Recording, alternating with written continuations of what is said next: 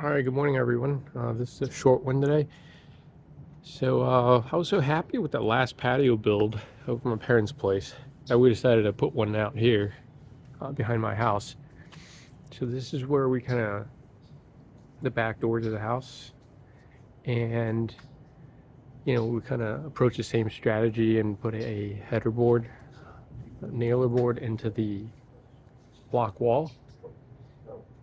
And this one is a little bigger and a little different because we don't have a sidewall to mount to. So what we did was we took a piece of 2x12, no, 2 by 4 by 12, yeah, to kind of visualize what we want to work with, and we mounted it to the existing barbecue hut. And so what we're going to do is eventually we're going to put three vertical support, three columns on this side, and so this structure will be tied into the barbecue hut.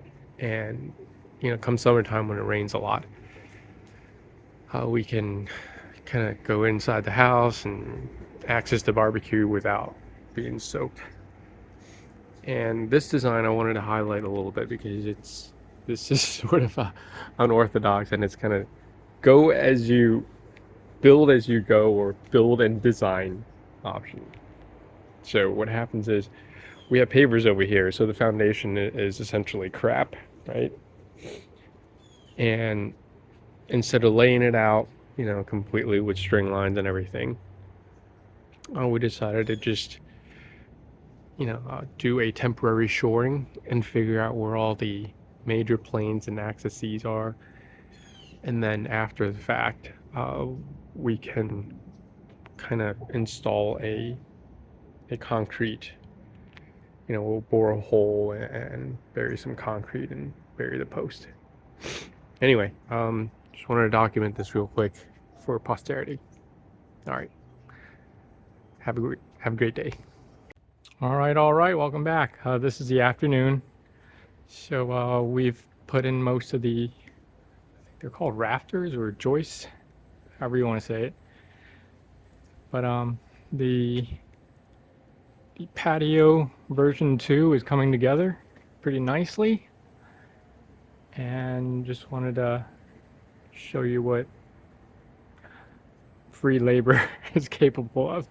So my brother, my dad, and I spent pretty much the entire Sunday taking care of this issue. This probably took about 6 hours to put up between 3 people. So yeah, so this is what it looks like.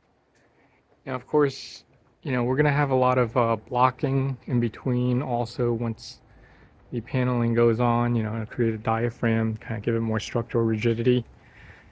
Furthermore, we're going to be putting kind of support struts to kind of give it more resistance force from uplift and, yeah, things of such.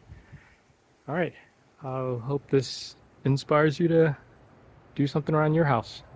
All the best.